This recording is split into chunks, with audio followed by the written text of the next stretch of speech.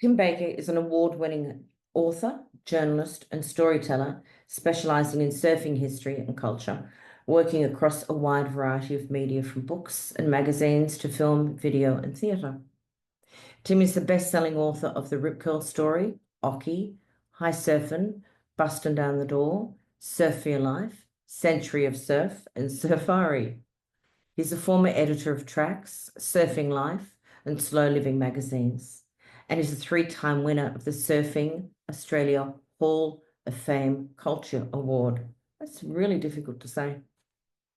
On July 7, 2015, Tim was diagnosed out of the blue with stage 4 metastatic prostate cancer. In his book, Patting the Shark, Tim documents his efforts to navigate his way through the maze of conventional and supportive therapies. But it is an article I read in the Australian newspaper that resonated with me so strongly, and I really hope it does for you too. Hi, everybody. Today we're very lucky. We have Tim Baker with us. Now, I've told you in the introduction what Tim does. Tim, hi. Thank you for Hey, being. Jan. Good work on still being alive. Yeah, thank you. I know it's my greatest achievement. Yeah. Bonus you. Yeah. When I first approached him to be a guest on the podcast, he was quite frankly bemused, but we'll get to that in a little while. Tim, what we like to do when we start this podcast is to find out who you are, not what you do. So who's Tim as a human being?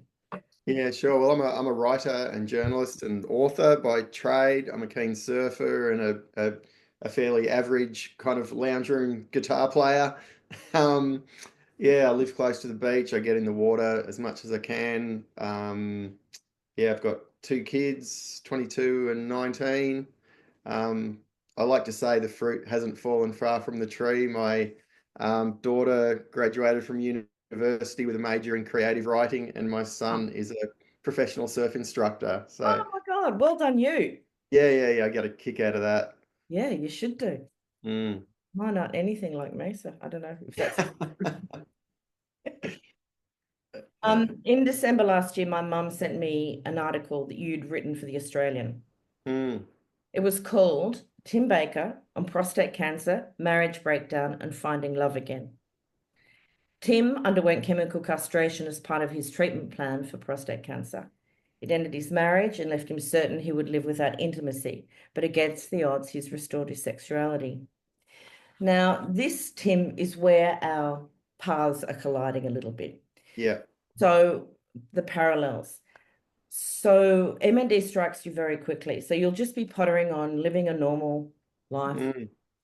and then bang, you've got MND.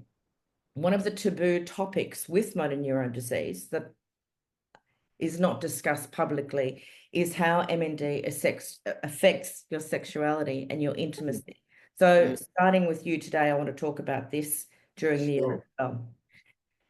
Every MND story is different, but since we're going to be honest here, my husband couldn't have sex, and I speak with other people who are the same, others who can still have sex, but it's very different due to physical limitations, even down to the changes in your breathing and your input. Also, once you become a carer, I mean, you have an illness, but also once you have become a carer for a person with an illness, your relationship fundamentally changes. Yeah, absolutely. Yeah. So you found that with you and your former partner, didn't you? Yeah, absolutely. Yeah, I mean, it's really difficult to navigate, and it doesn't get spoken about enough, I don't think. And it's quite subtle at first, but the ground shifts, and um, the relationship that you're used to is a thing of the past, and you have to kind of build a new relationship. And sadly, my ex-wife and I weren't able to kind of get through that process. And I've said before, I don't think there's any kind of blame to be apportioned for that, other than to the healthcare system, perhaps, because we were just given so little guidance on what to expect from the nature of the treatment I was given. Mm. It just, in hindsight, it just seems outrageous, and it's one of the reasons.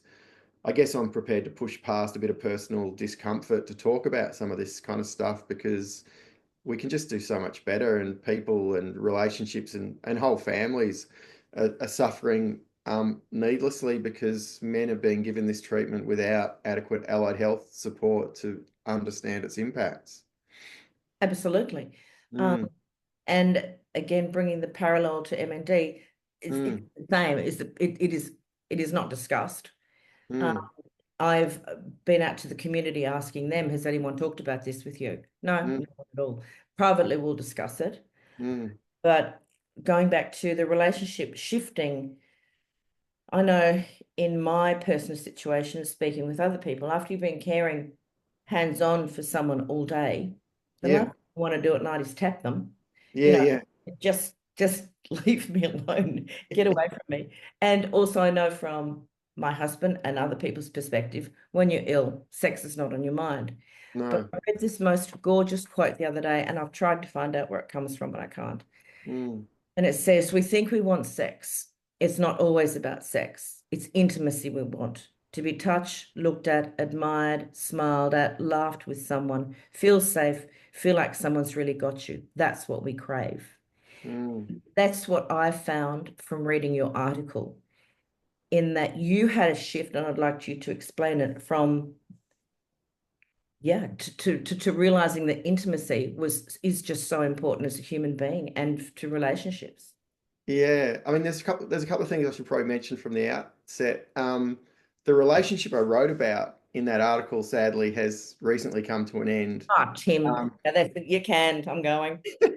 I mean, that doesn't negate the lessons learned, and I mean, it was a really beautiful experience. The parting was really amicable. I learned a great deal. We kind of just agreed that we'd come together to kind of administer some healing to each other, and that we didn't really have a long-term future. Um, but the the gift that she gave me was this realization. I'd considered myself in an entirely asexual being for 7 or 8 years, getting on to 9 years. And, I'm a writer, so language is important. And, hormone therapy is often described as chemical castration. And I guess technically it is. But when you're told that's the treatment you're being given, you kind of assume that part of your life is behind you. And what I discovered was with kind of sensitivity and a bit of imagination and creativity, there's a whole world of pleasure that can be enjoyed. And I mean, without wanting to kind of kiss and tell, I unexpectedly, my marriage ended nearly 3 years ago, and I was completely uninterested in dating. I thought I would never re-partner. I was completely on my own for the first 12 months, and then I was completely shocked when I discovered that there was some interest, and I've had it's kind of tricky to talk about, but I've had a series of kind of short relationships or dating or whatever you want to call it, and in my experience, women were just incredibly understanding and incredibly sensitive around these issues. I had such insecurity, and I think a lot of men would feel similarly.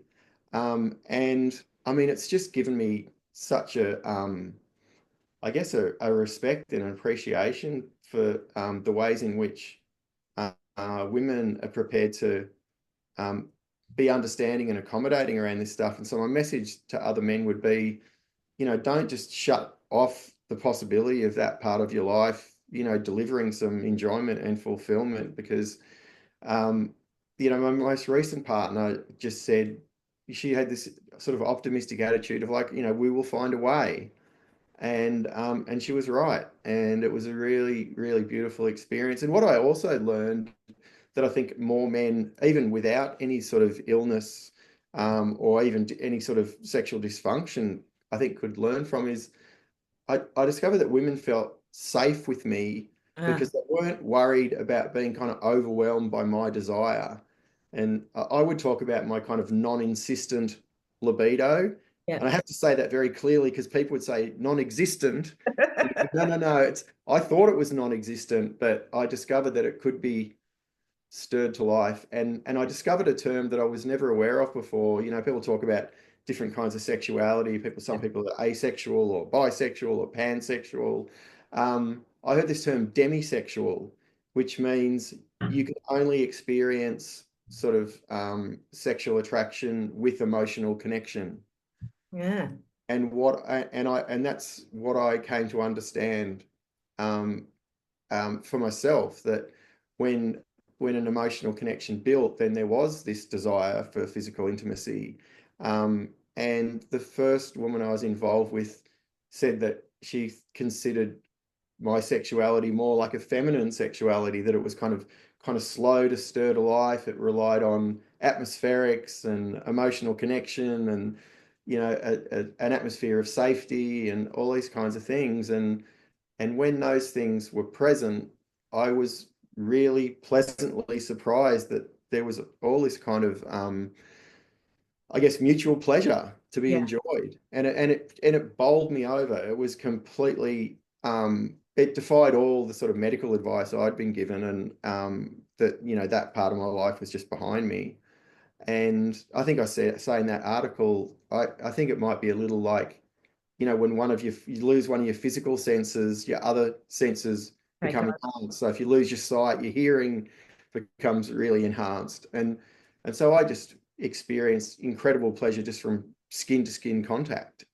Um, and I discovered that because I was, I guess because I did have this sort of gentle, quiet kind of expression of my sexuality and desire, women felt really safe and able to step into their own sort of sexual power. Yeah. And it kind of blew my mind, because they would say they saw it more of an as an asset than a deficit. And I could never have imagined or believed that. Yeah, Yeah, it's true because there's, it's around trust and yeah, safety and yeah, connection. Yeah. yeah. Yeah. And it made me understand the degree to which, I guess, women in so many settings can feel really unsafe in intimate exchanges, that men can not be reading the signals, or can be pushing past resistance, or not being adequately sensitive to issues of consent and all these kinds of things. And so when women felt safe, they just were quite it's a little difficult to talk about, quite forward, Go quite for it. It's all proactive. right. We're all friends here. Yeah. But yeah, and it was just lovely. And holding and touching and kissing and all these things other than traditional penetrative sex could be enormously enjoyable.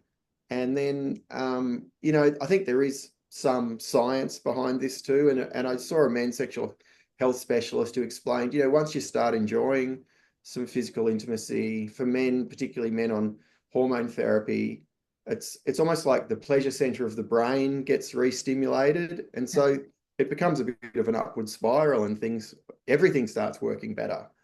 Yeah. So yeah, it was a complete surprise. And I just think that that message needs to get out there more. I mean, both in terms of people dealing with ill health, but also I think men generally could benefit. The Yeah. number of women I've had who've said, "I'm going to make sure my husband reads that article." It's You know, extraordinary. And some of the yeah, comments that people made in that article, and I don't know if you read the comments in the yeah, Australian after that. That was a mind blower, the comments that people made. mm, Yeah, see, people, sex isn't a race. You don't have to no, get there first. yeah, exactly, And the outcome doesn't have to be orgasm. yeah, Can be just pleasure, togetherness, and yeah, intimacy.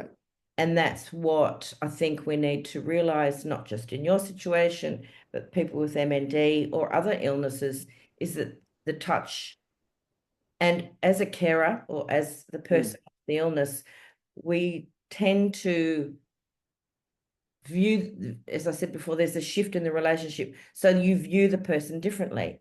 mm, You're not having that emotional connection, which is so mm. important in a partnership. Yeah, yeah, and the sort of power dynamic kind of Yeah. shift. Oh, yeah.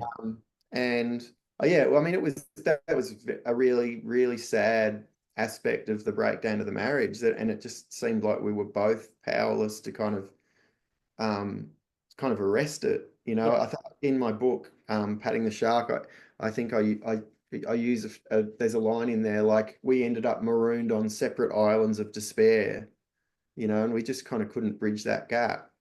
Um, and then in some ways, it was kind of easier to form a new relationship with someone new than try and recalibrate an existing relationship. Start But afresh. I'm Yeah. sure it could be done with the right help and guidance and just that sort of understanding that, yeah, sex and intimacy and pleasure can take a whole lot of different forms. And as I said, the capacity of women to be sensitive and understanding around those things was something that really, really bowled me over. And I think a lot of men could, yeah, kind of get over, some of their insecurities in this area. Because, my last partner was just saying like, just don't worry, don't worry, just take the pressure off yourself. I don't mind what happens. Let's just make it this playful Yeah. exploration. Oh, And it was so liberating, and I remain so grateful. Like it was, you could say, oh, it's sad that the relationship ended, but it was such a gift. well, no, Um, you said before you both came together for your healing journeys. I mean, mm. that's just, it's not sad. No, I'm a great believer that someone can come into your life for a And that, short time and make a big difference. yeah, And absolutely. that's absolutely the case. Yeah. And we remain good friends, and I think we will be. I mean, that can be a bit of a vexed thing, whether you can remain friend with an ex. But in this case, it's absolutely true, and yeah, and it's left me feeling much more confident, and it's been really good for my self-esteem. After 20 years of marriage, I left that marriage feeling like I was just completely undesirable. I was completely asexual. Yeah, like I said, I would never re-partner. Um, and so this woman in particular, and a couple of brief dating experiences I had, were just really, yeah, just really, as I said, good for my self-esteem. And you just sort of wonder how many people out there are suffering um, needlessly, where, there could be a endless potential for, mutually fulfilling pleasure and intimacy. I think that there must be a lot of people out there suffering because until I read your article, I went, and I'm quite a bright, connected person. I went, Mm, holy shit, I'd never thought of that. And mm, then I went and spoke with other people, and the majority have said, damn, I didn't think of that either. And mm, there's another section of the community who are trying their best to have sex. mm, It's not satisfying, it's difficult, and it's distressing. mm. Maybe if we take the last little bit out of it and work on the intimacy, work on the connection, Yeah. being not work, that's a bad word, but invest our time in that. Mm, And then don't feel so alone, don't feel so unattractive, have no yeah. self-worth. Yeah. Yeah. And I guess just not to be sort of limited by, yeah, these societal norms of, what sex should be, and the emphasis on erections and penetrative sex. I mean, the first woman I was involved with post marriage was, she's quite a strong feminist, and she was all about, decenter the penis, decenter erections, and you know, um, Well, that's good. yeah, yeah. And again, she was really good for me. That, one of the first things she said to me was, do you know what the sexiest part of a man's body is? And I thought, fuck, this isn't, I should probably get this question right, Right? Well, What was that? is it your brain? Well, that's what I said, the mind. And she Yeah. goes, no, these. And you've got two of them that work Oh, perfectly.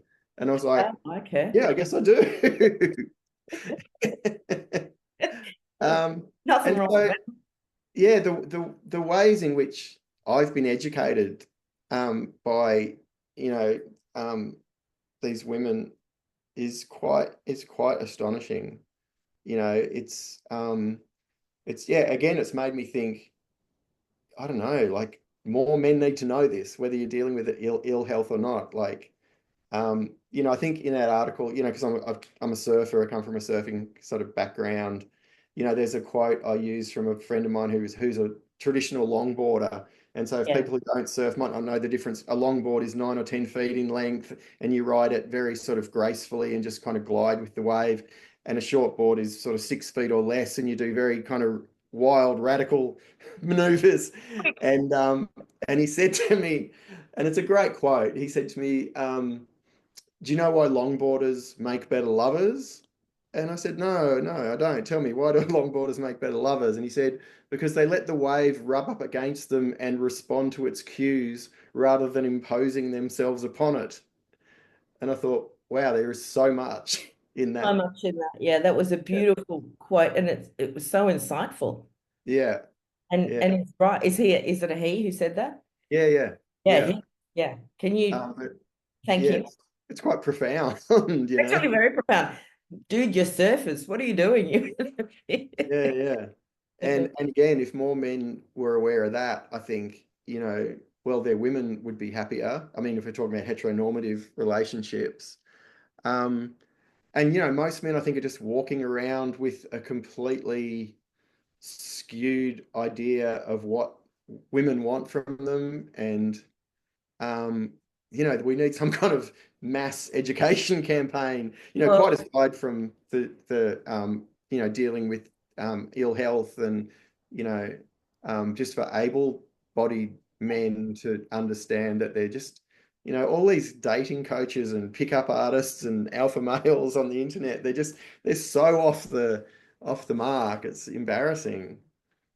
I Yeah. loved there was one paragraph you said about you wrote a description of yourself, and then you Mm. had so many responses you thought that the dating pool must be fairly bloody shallow.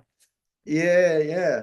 Um, I That was mean, I, I, so I was I was determined not to go on the dating apps, and yep. I mean, not I don't think there's anything wrong with that. I mean, whatever you're into is, but it just didn't feel like my kind of thing. Yep. But again, I've been really pleasantly surprised. I think because, and I mean, it's not just in intimate relationships. I've had women in all sorts of different settings. I've been at a health retreat. I've been at a writers' festival. Actually, a woman with MS in her 80s, a young female queer writer in her 20s.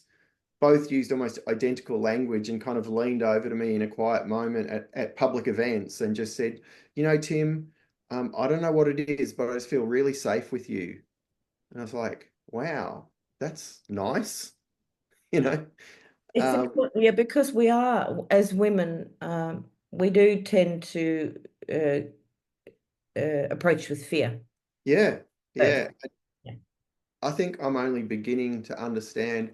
I mean, I don't know, because I mean, hormone therapy, what they call hormone therapy for prostate cancer, suppresses testosterone because in layperson's terms, very simply, prostate cancer feeds on testosterone. So the frontline treatment is to suppress or block testosterone with all the associated side effects.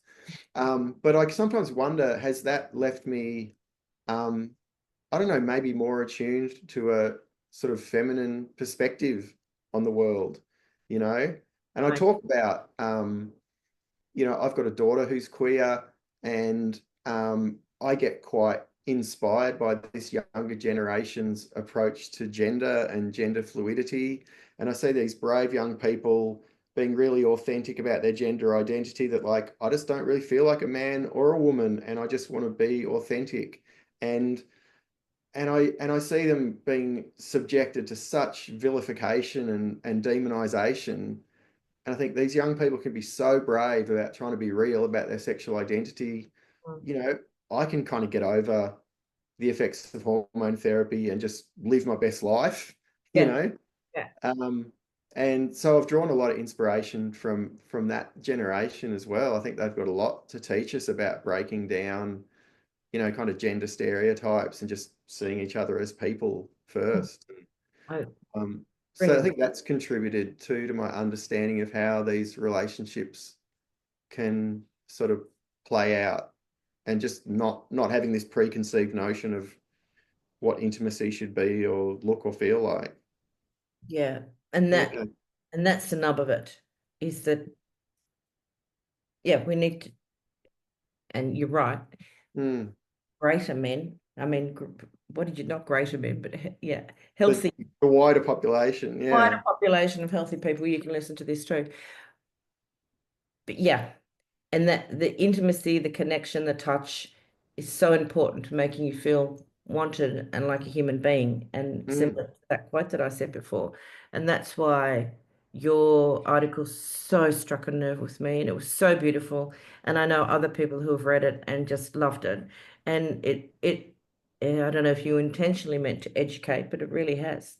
yeah, thanks. I mean, I guess I've had this experience a few times now since writing my book that, when you make yourself vulnerable like that, it gives other people permission to be vulnerable. Vulnerable. And I think men really need that encouragement, because when I wrote my book and, prior to that article, an extract from the book was published in the Weekend Australian. So that was kind of a follow-up to that original article.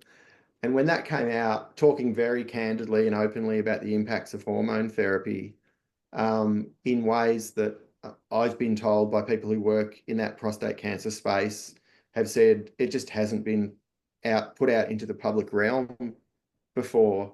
It was like men were just waiting to have this conversation, but they just needed someone to kickstart it. And You've done it. so, yeah, I've had so many men, I've spoken at men's sheds and cancer conferences and writers festivals and all kinds of things. And, I've had men crying in my arms and, you know, pouring their hearts out to me. I still get messages every week. The book came out 2.5 years ago. I still get messages and emails every week from someone, men or partners of men, saying, it's made a difference in their lives. And I mean, God, it's so gratifying. You know, I Yeah. mean, the book began as kind of personal writing therapy. I wasn't out to change the world. I was just, as a writer, that was kind of my default. I'm just going to, use my writing tools to try and process this really kind of traumatic experience.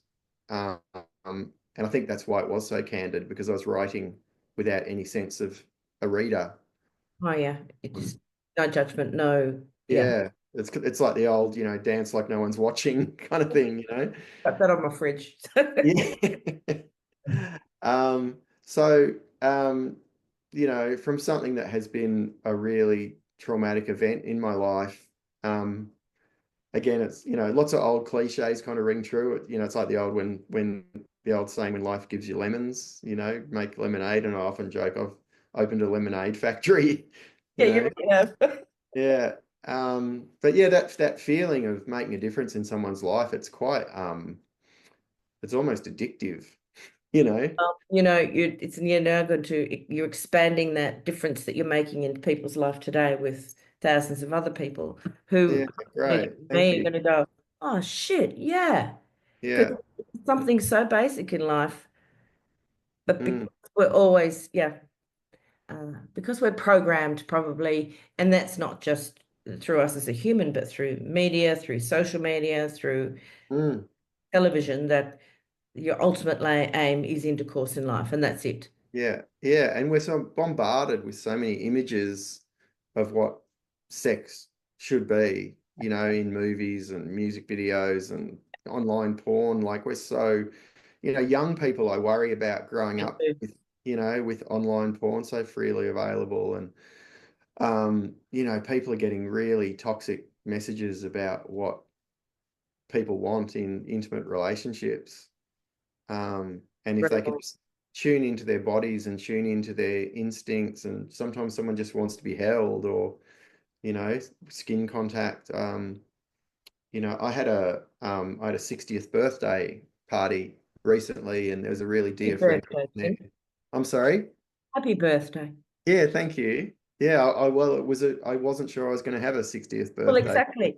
It was I pretty attended sweet. I attended one on Friday, Saturday night for a girlfriend, and in the Yeah. speech I said to her, she never thought she'd get here. She was told Mm, she'd get there. So same.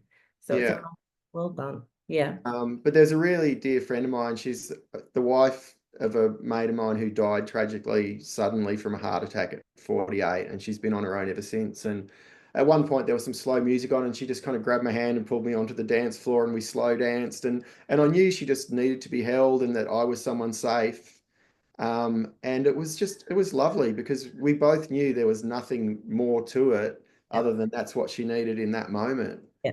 Um, and you know, for all the, I guess, all the sort of trauma and hardship of my circumstances and, you know, living through this diagnosis and the breakdown of a marriage, there are these little gifts that appear, these little golden shining moments, you know, and that was one of them where, I don't know, I sometimes feel like I'm the kind of the Switzerland of the gender wars or something, you know.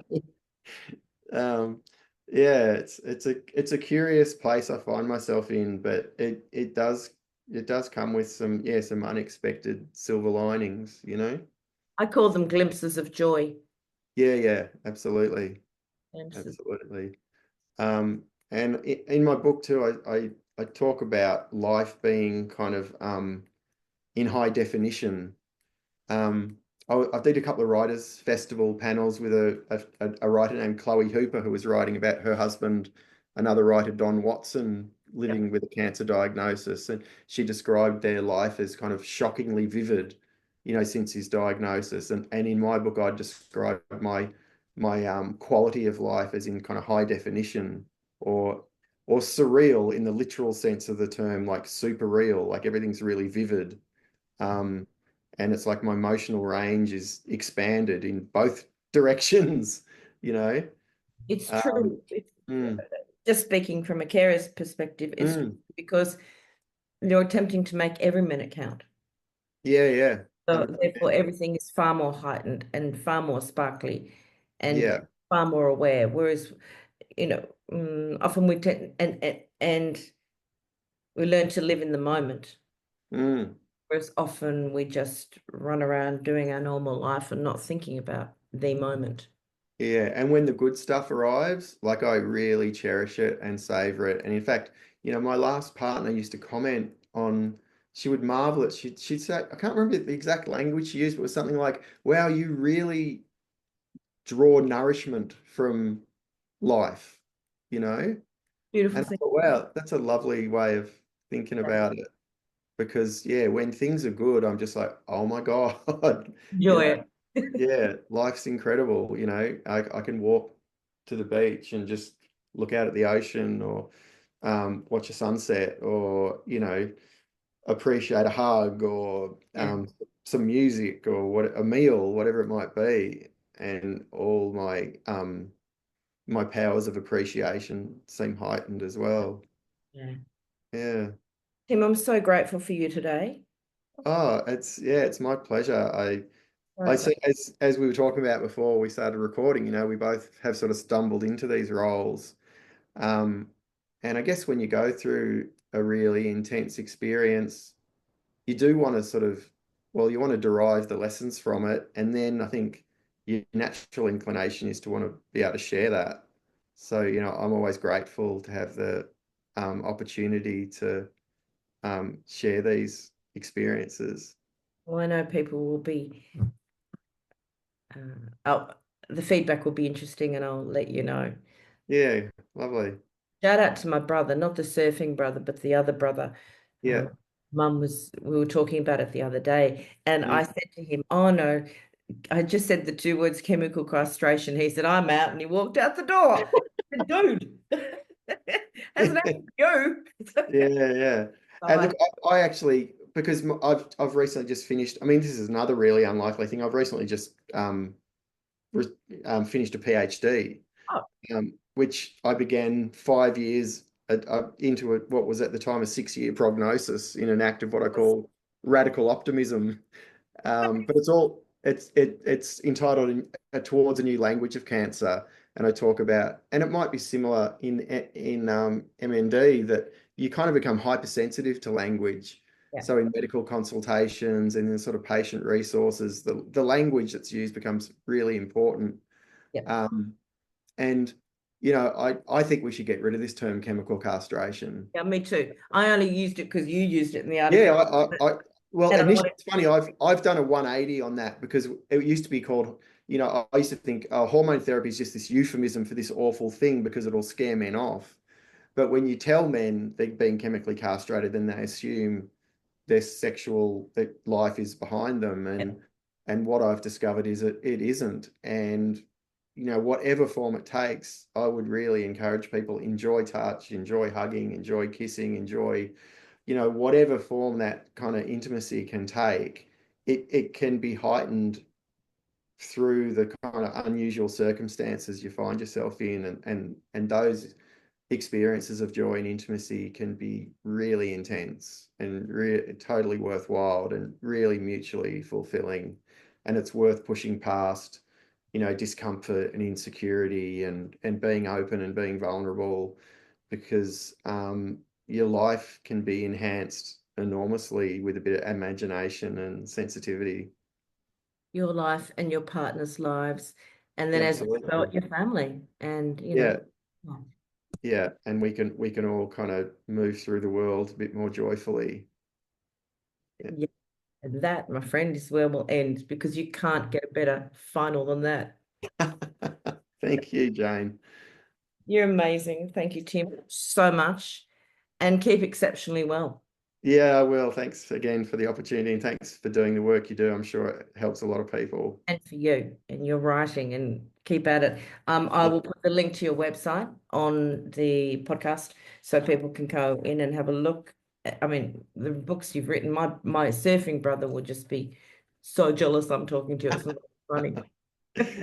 Great. Thanks Okay. so much, Jane. Bye to all your listeners. Thank you, Tim, so much. Cheers. Cheers.